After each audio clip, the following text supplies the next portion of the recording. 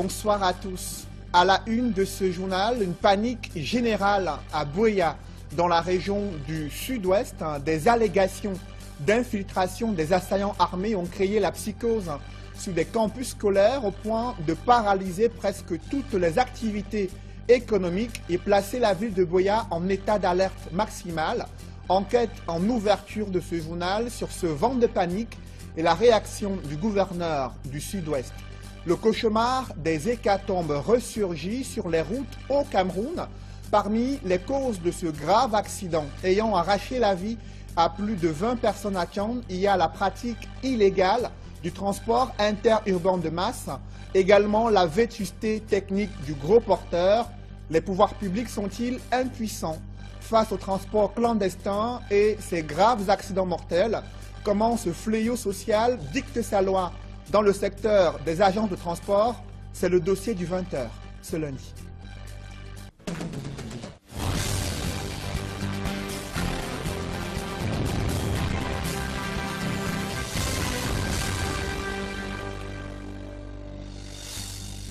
Merci de suivre cette édition complète de l'information sur Equinox Télévision.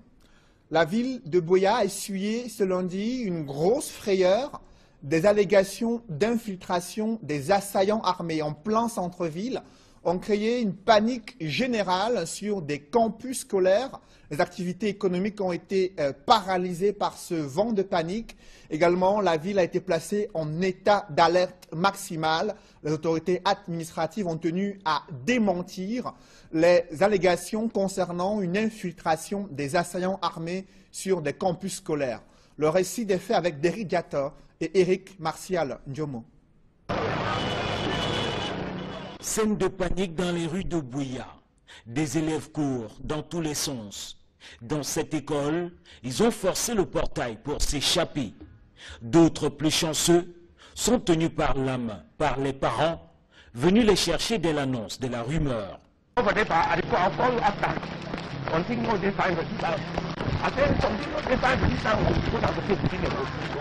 Une rumeur partie, on ne sait d'où, mais qui a été prise très au sérieux par les parents, tout comme les forces de sécurité. Elle annonçait la présence des forces ambazoniennes dans la ville et faisait état de 2 enseignants pris en otage dans un établissement à Mouyouka par ces personnes. Seulement selon des sources sur place, il ne s'est agi que d'une rumeur malsaine. Comme une traînée de poudre, plusieurs villes de la région du sud-ouest ont été affectées et les écoles ont été vidées, notamment à Tiko, Ekona et Moutenguene entre autres. Une semaine après la rentrée du 2e trimestre, l'enseignement vient de prendre un coup sérieux à cause de cette rumeur dans la région du sud-ouest. De nombreux parents rechignaient déjà à envoyer leurs enfants à l'école pour des raisons sécuritaires dans cette partie du pays. Le gouverneur du sud-ouest balaie d'un revers de la main ces allégations sur l'infiltration de probables assaillants armés sur des campus scolaires à Buea, dans la région du sud-ouest. Bernard Okalabilai dénonce une tentative de déstabilisation du Cameroun et principalement de cette région du sud-ouest. Il appelle la communauté éducative, les opérateurs économiques au calme et rassure sur les mesures de sécurité prises pour protéger les populations et préserver l'intégrité du territoire. Je vous propose d'écouter Bernard Okalabilai, gouverneur du sud-ouest. What occurred this morning is just a rumor. Ce qui s'est passé ce matin relève simplement de la rumeur, mais nous devons rester vigilants parce que nous savons que certaines personnes nourrissent de mauvaises intentions. Les gens balancent de telles rumeurs pour paralyser non seulement l'éducation, mais aussi les activités économiques. But also the business activities should be disturbed. I want to reassure the entire population. Je voudrais rassurer la population et particulièrement la communauté éducative qu'elles devraient normalement vaquer à leurs occupations. Les mesures de sécurité ont été mises en place et renforcées par le chef de l'État en personne pour la population entière, tout comme pour l'ensemble des activités. The entire population and all the activities. Après le grave accident survenu à Tian, de nombreuses familles des victimes décédées, les rescapés et l'opinion nationale sont choqués de l'indifférence des pouvoirs publics face à la vétusté technique du bus de la mort appartenant à une agence de voyage clandestine. Comment un tel bus a pu desservir la ligne Tian-Douala durant des semaines sans être inquiété? Les défaillances des contrôles routiers, la falsification des certificats de visite technique sont entre autres les causes de la prolifération des accidents mortels sur les routes au Cameroun. Reportage Flavien Dongo. Au fond du ravin de la falaise de Santhiou, à l'ouest du Cameroun, les restes du véhicule qui a tué 21 personnes le week-end. Pas de plaque d'immatriculation conforme, pas de bordereau de passagers, encore moins la vignette de contrôle technique selon des témoins. Tout cela dégage une odeur de gros porteurs clandestins. Ces faux, ces bus, ces camions qui ont plus de 30 ans d'âge, des véhicules qui sont dotés des faux documents. Plusieurs personnes qui sont impliquées dans la fabrication de ces faux contrôles techniques. Et ces faux contrôles techniques, on les a retrouvés sur plusieurs camions. Des défaillances techniques que traînent ces transporteurs indélicats sont noyés dans des billets de banque déposés à chaque contrôle routier.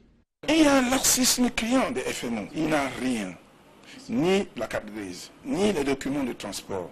Des gens qui circulent ici avec des tombeaux roulants. Mais c'est les forces de maintien de l'ordre qui doivent sévir. Vous savez, 21 personnes ont péri pour rien.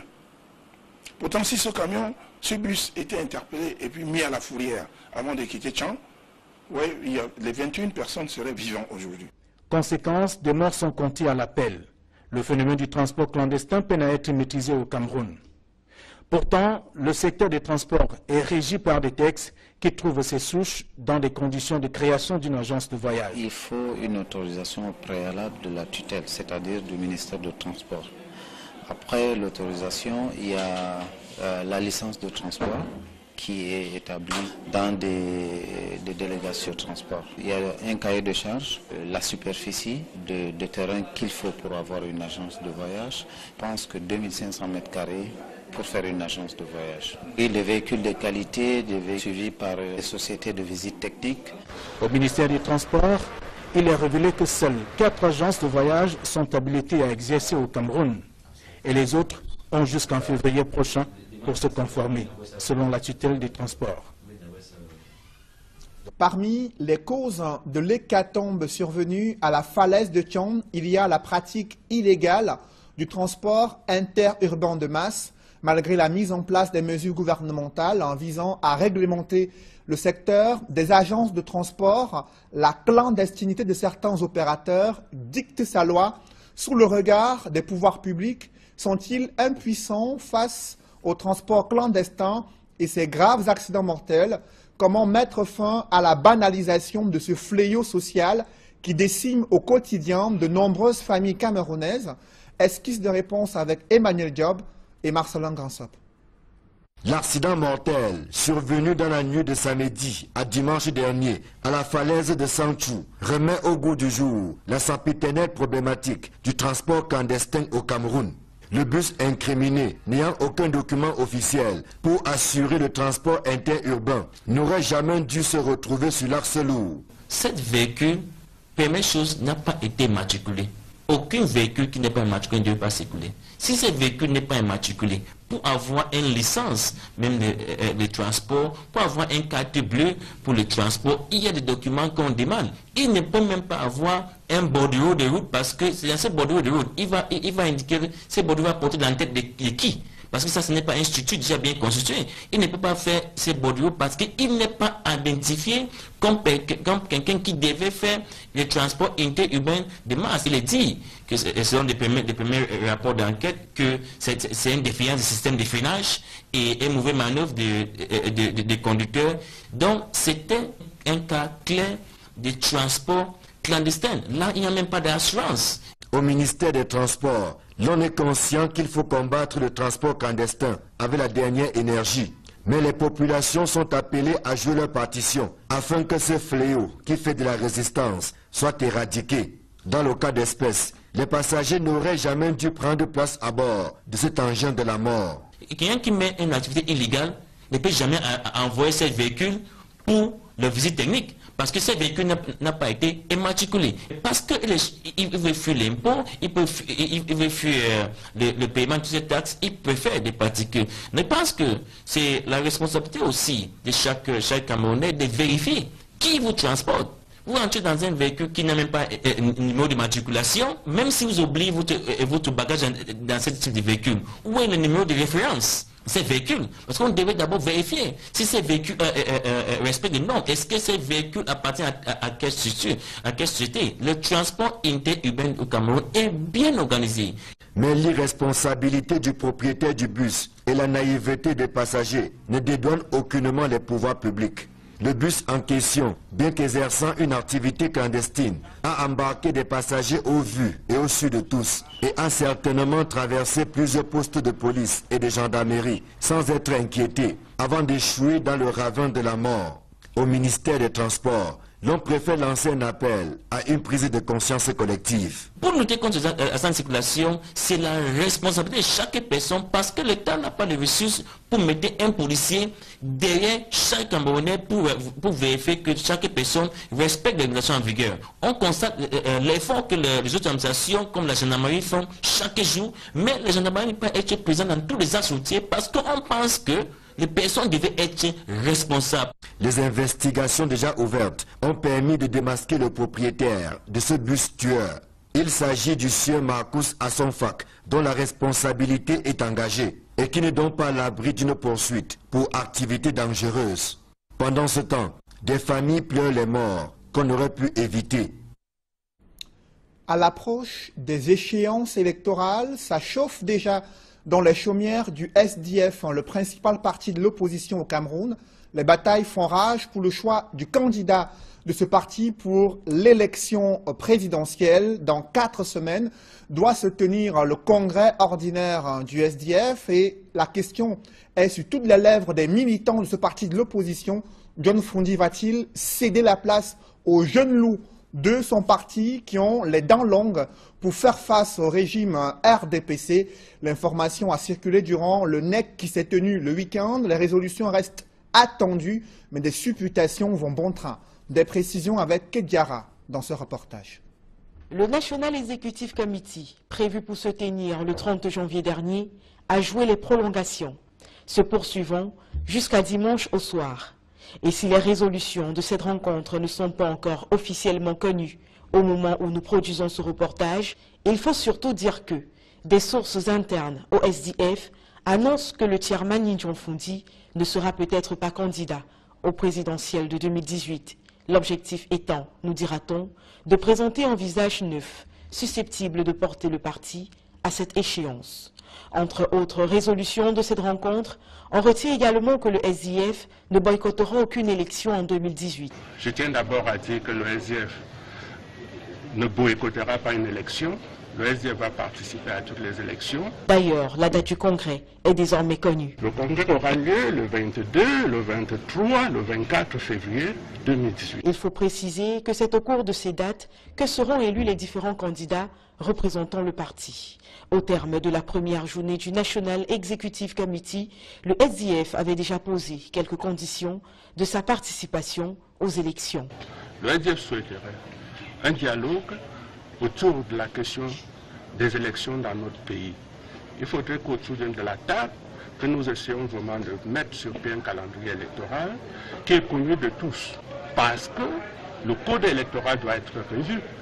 Est-ce que nous allons aller aux élections avec le code électoral actuel? Sur le front de guerre contre le terrorisme, l'une des batailles à mener, c'est celle de la reconstruction des salles de classe qui ont été décimées à cause des affres de la guerre contre la secte islamiste. Et la force multinationale mixte a permis à certains établissements et écoles primaires de recevoir des tables bancs afin d'améliorer les conditions d'apprentissage des élèves dans ces écoles situées à l'extrême nord du Cameroun. Reportage Amadou Daïrou et Julienne Berthe-Bissaï. Voici ce qui tient lieu de salle de classe à l'école primaire camp militaire de Mora. C'est assis au sol et sous des hangars que ces élèves suivent les cours. La scène est la même au lycée classique et CES Sultana de Mora. C'est depuis des années que ces élèves fréquentent dans ces conditions. Émus par cette situation, les éléments de la force multinationale mixte ont volé au secours de ces apprenants. Nous avons constaté que le contexte pédagogique était dégradé. Les écoles dans lesquelles nous sommes passés, nous l'ont prouvé à suffisance. Nous avons trouvé des enfants assis à même le sol. On s'est dit, pourquoi ne pas contribuer dans ce domaine-là? Cette action noble est ici saluée par les chefs d'établissement. Nous avons reçu 100 tables bancs du secteur nourri. Avant, les enfants rentraient, comme vous dites, très sages. Aujourd'hui, en tant que parent, je suis fier, très fier de trouver ces tables bancs installés dans nos salles de classe et que les enfants soient assis désormais à l'aise et confortablement dans leur salle de classe.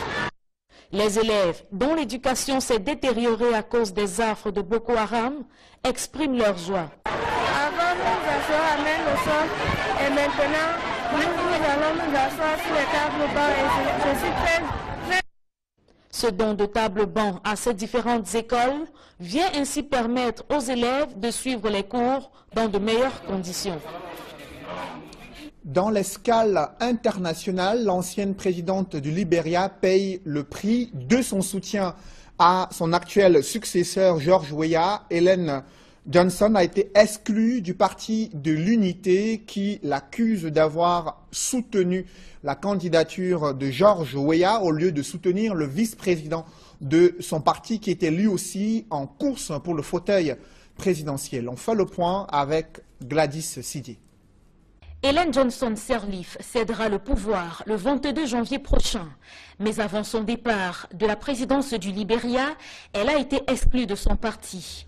La présidente sortante est accusée de ne pas avoir fait campagne pour son vice-président Joseph Boakai, battu par George Weah le 26 décembre dernier. Le comité exécutif du Parti de l'Unité, la formation de Joseph Boakai et Ellen Johnson, a voté l'exclusion de cette dernière ainsi que 3 autres de ses dirigeants. Leur sont reprochés des violations de la constitution du parti, imposant notamment à ses membres de faire campagne aux élections pour le candidat du Parti de l'Unité. La décision de ce parti était prévisible de l'avis de plusieurs observateurs, puisque depuis la fin du premier tour de l'élection présidentielle, les membres du parti ayant soutenu le vice-président s'étaient tous insurgés contre l'attitude de la présidente, qui a clairement, selon eux, tout fait pour ne pas apporter son soutien à Joseph Boakai. Selon le communiqué rendu public par cette formation, Ellen Johnson a à plusieurs reprises violé la constitution du parti et posé des actes hostiles à l'existence de leur parti politique.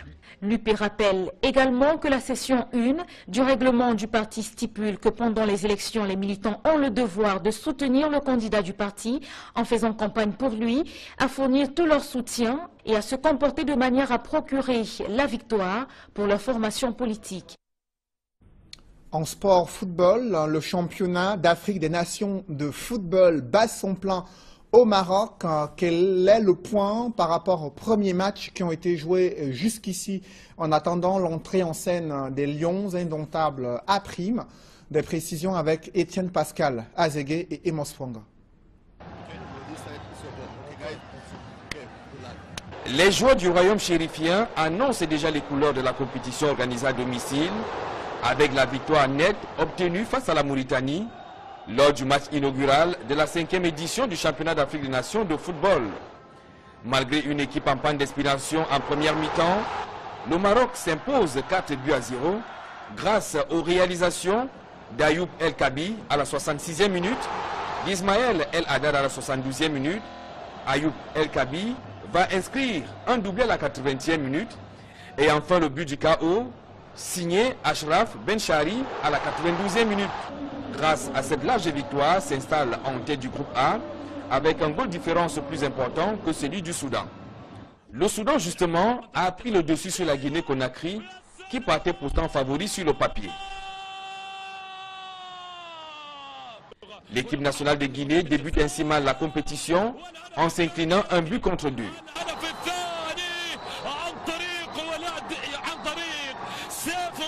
Les crocodiles du Nil ont scoré grâce à un coup de tête décroisé du défenseur Omer Suleiman à la 19e minute.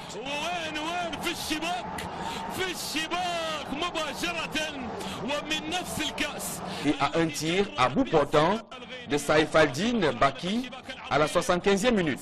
Dans le groupe B, la Côte d'Ivoire a été surprise par la Namibie. Les Ivoiriens ont cédé dans les arrêts de jeu sur un but de Charles Ambira. La Zambie a profité donc de ce faux pas des éléphants de la Côte d'Ivoire pour prendre les rênes du groupe B en s'imposant sans surprise 3 buts à 1. Le championnat d'Afrique des Nations 2018 s'annonce assez prolifique en buts. 12 ont déjà été inscrits en 4 rencontres, soit une moyenne de 3 buts par match. Parlons à présent des Lionnes de moins de 20 ans. Elles viennent de compromettre leurs chances de qualification pour la Coupe du Monde Junior de football féminin. Après le match nul face au Ghana dimanche, leur entraîneur Charles Kandem reconnaît le manque d'expérience de ces pouliches. C'est une première pour elles d'affronter une compétition de haut niveau. Joël Essengé et Ike Cyril.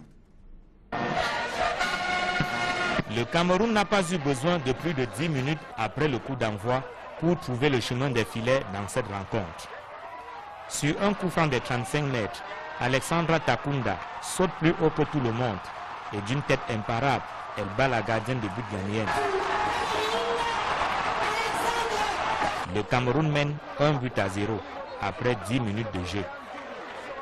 Le score restera inchangé jusqu'à la pause. On a eu une bonne première temps pour la seule raison que les filles, elles avaient suffisamment de ressources pour pouvoir le faire. Et on peut avoir cette endurance spécifique quand on joue des matchs de très haut niveau.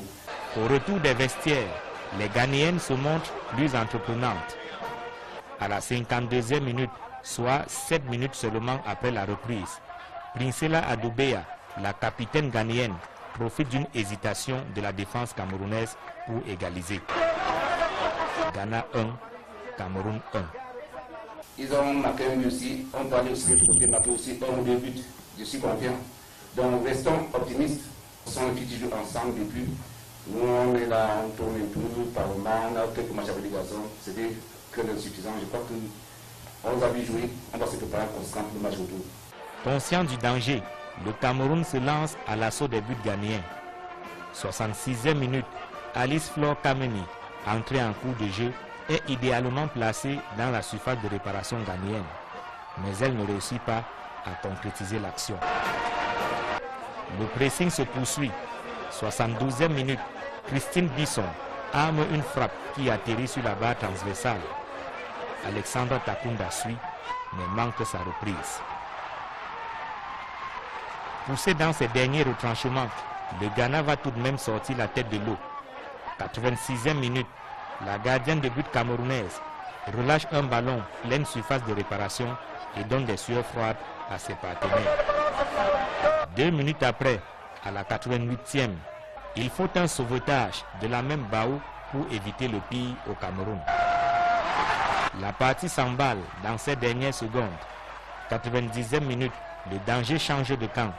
Dolores Sadia hérite d'un ballon dans la surface ghanéenne. Elle arme le shoot, mais le ballon passe légèrement au-dessus de la barre transversale.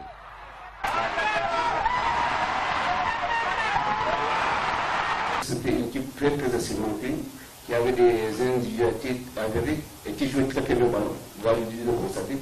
Et puis elles sont ensemble depuis. Elles font des tournois par-ci, par-là. Et avec nous, pour être physiquement, il faut jouer aussi. Les sensibles pas seulement d'aller courir avec les enfants sur le terrain. Il faudrait qu'ils soient dans des situations où il y a des compétitions. Nous avons juste un seul match de haut niveau dans les gens. Il faut d'abord jouer ces filles qui sont vraiment véritablement battues cet après-midi. Un but partout finalement au terme de la rencontre. Les Lions qui découvrent la haute compétition pour la première fois ont manqué d'expérience. Tout est à refaire au match retour au Ghana.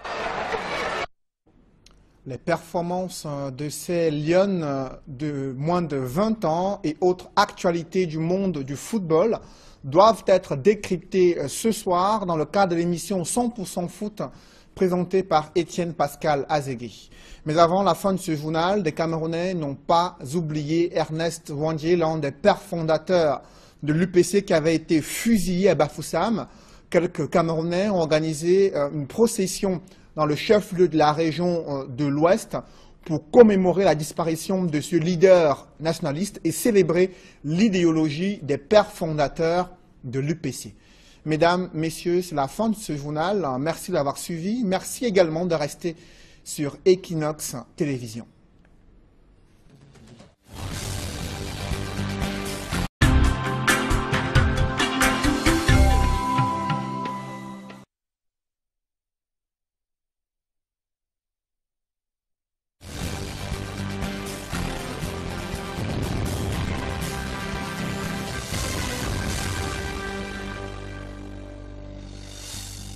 Bonsoir à tous. À la une de ce journal, une panique générale à Buea, dans la région du sud-ouest. Des allégations d'infiltration des assaillants armés ont créé la psychose sur des campus scolaires au point de paralyser presque toutes les activités économiques et placer la ville de Buea en état d'alerte maximale.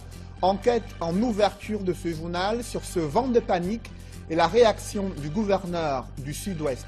Le cauchemar des hécatombes ressurgit sur les routes au Cameroun. Parmi les causes de ce grave accident ayant arraché la vie à plus de 20 personnes à Tian, il y a la pratique illégale du transport interurbain de masse, également la vétusté technique du gros porteur. Les pouvoirs publics sont-ils impuissants face au transport clandestin et ces graves accidents mortels? Comment ce fléau social dicte sa loi dans le secteur des agences de transport? C'est le dossier du 20h ce lundi.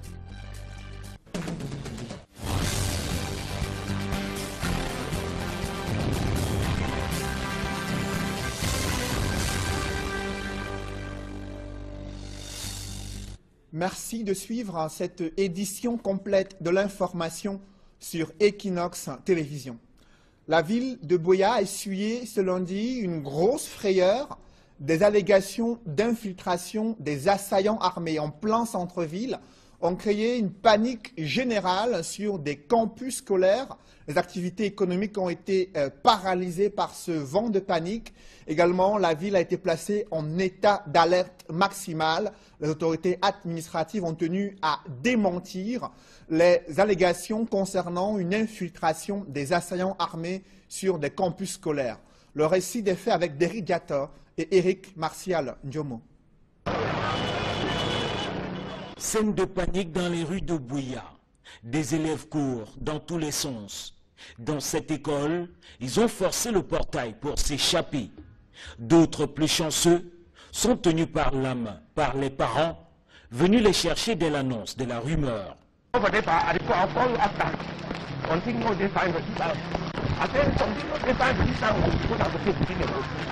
Une rumeur partie, on ne sait d'où, mais qui a été prise très au sérieux par les parents, tout comme les forces de sécurité. Elle annonçait la présence des forces ambazoniennes dans la ville et faisait état de 2 enseignants pris en otage dans un établissement à Mouyouka par ces personnes. Seulement selon des sources sur place, il ne s'est agi que d'une rumeur malsaine. Comme une traînée de poudre, plusieurs RDPC, l'information a circulé durant le NEC qui s'est tenu le week-end. Les résolutions restent attendues, mais des supputations vont bon train. Des précisions avec Kediara dans ce reportage. Le National Executive Committee, prévu pour se tenir le 30 janvier dernier, a joué les prolongations, se poursuivant jusqu'à dimanche au soir. Et si les résolutions de cette rencontre ne sont pas encore officiellement connues au moment où nous produisons ce reportage, il faut surtout dire que des sources internes au SDF annoncent que le chairman Nindjon Fundi ne sera peut-être pas candidat au présidentiel de 2018. L'objectif étant, nous dira-t-on, de présenter un visage neuf, susceptible de porter le parti à cette échéance.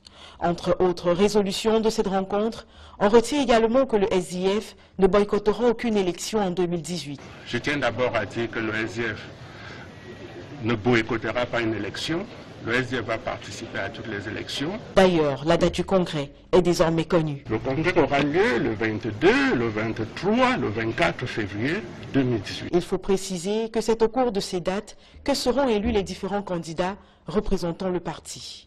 Au terme de la première journée du National Executive Committee, le SDF avait déjà posé quelques conditions de sa participation aux élections. Le SDF souhaiterait un dialogue autour de la question des élections dans notre pays. Il faudrait qu'autour de la table, que nous essayons vraiment de mettre sur pied un calendrier électoral qui est connu de tous. Parce que le code électoral doit être revu. Est-ce que nous allons aller aux élections avec le code électoral actuel? Sur le front de guerre contre le terrorisme, l'une des batailles à mener, c'est celle de la reconstruction des salles de classe qui ont été décimées à cause des affres de la guerre contre la secte islamiste. Et la force multinationale mixte a permis à certains établissements et écoles primaires de recevoir des tables bancs afin d'améliorer les conditions d'apprentissage des élèves dans ces écoles situées à l'extrême nord du Cameroun. Reportage Amadou Daïrou et Julienne Berthe-Bissaï. Voici ce qui tient lieu de salle de classe à l'école primaire camp militaire de Mora. C'est assis au sol et sous des hangars que ces élèves suivent les cours. La scène est la même au lycée classique et CES Sultana de Mora. C'est depuis des années que ces élèves fréquentent dans ces conditions. Émus par cette situation, les éléments de la force multinationale mixte ont volé au secours de ces apprenants. Nous avons constaté que le contexte pédagogique était dégradé. Les écoles dans lesquelles nous sommes passés, nous l'ont prouvé à suffisance. Nous avons trouvé des enfants assis à même le sol. On s'est dit, pourquoi ne pas contribuer dans ce domaine-là? Cette île de la région du sud-ouest ont été affectées et les écoles ont été vidées, notamment à Tiko, Ekona et Moutenguene entre autres. Une semaine après la rentrée du deuxième trimestre, l'enseignement vient de prendre un coup sérieux à cause de cette rumeur dans la région du sud-ouest.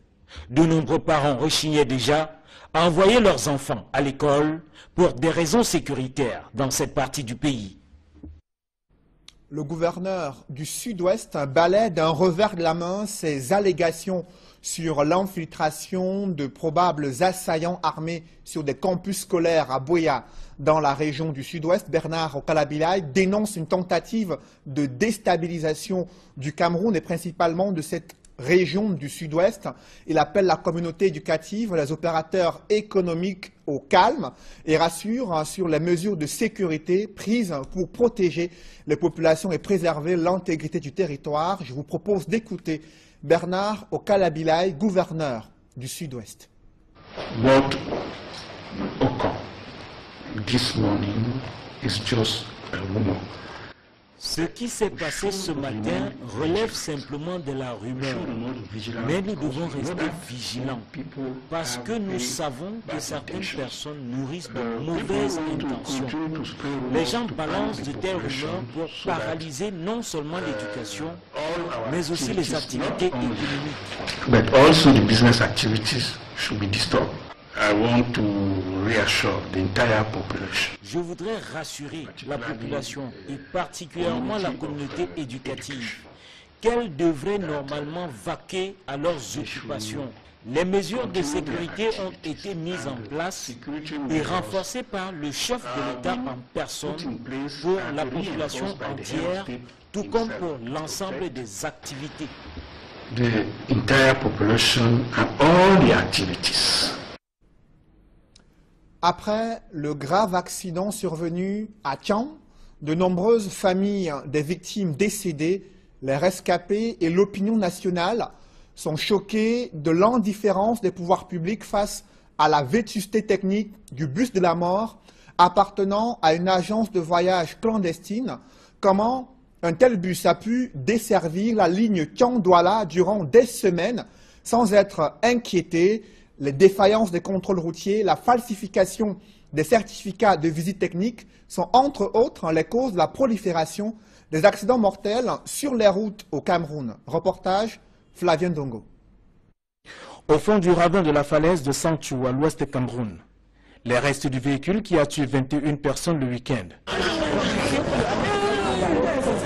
Pas de plaque d'immatriculation conforme, pas de bordereau de passagers, encore moins la vignette de contrôle technique selon des témoins.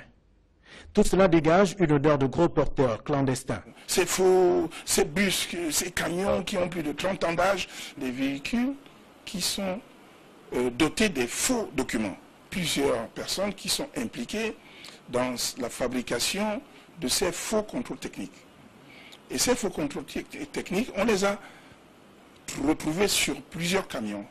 Des défaillances techniques que traînent ces transporteurs indélicats sont noyés dans des billets de banque déposés à chaque contrôle routier.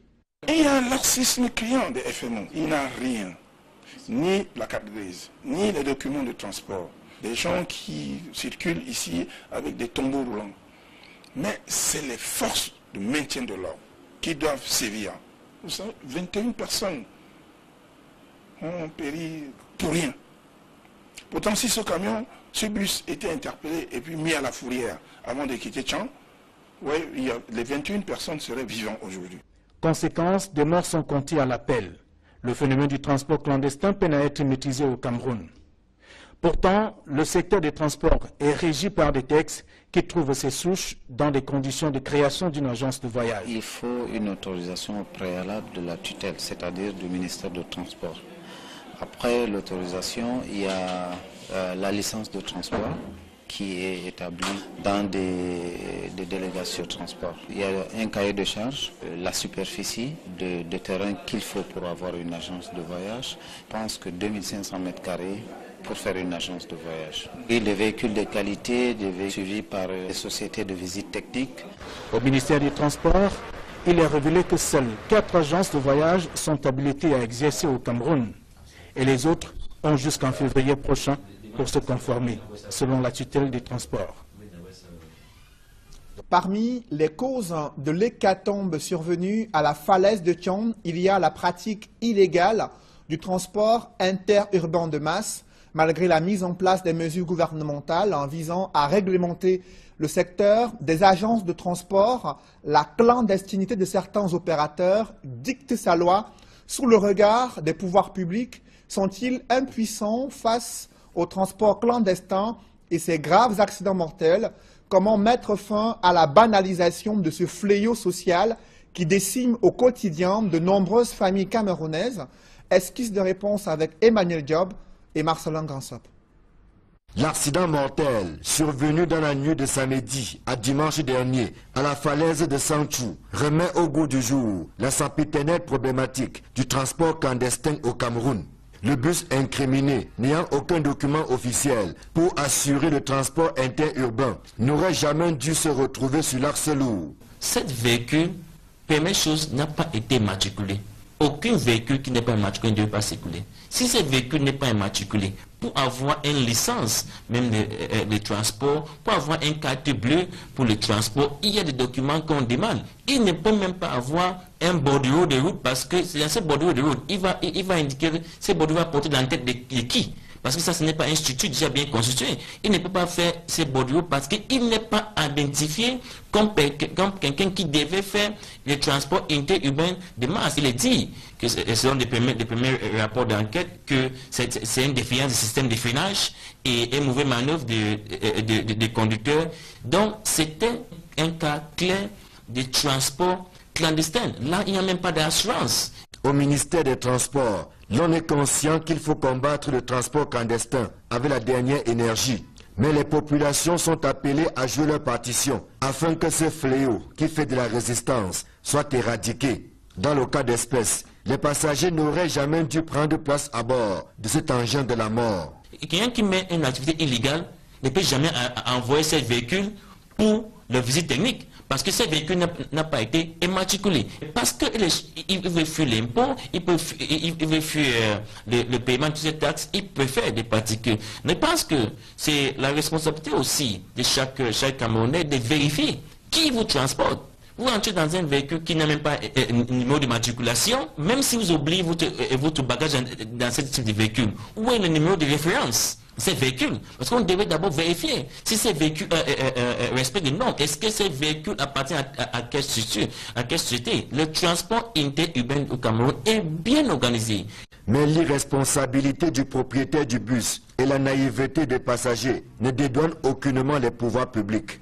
Le bus en question, bien qu'exerçant une activité clandestine, a embarqué des passagers au vu et au su de tous et a certainement traversé plusieurs postes de police et de gendarmerie sans être inquiété avant d'échouer dans le ravin de la mort.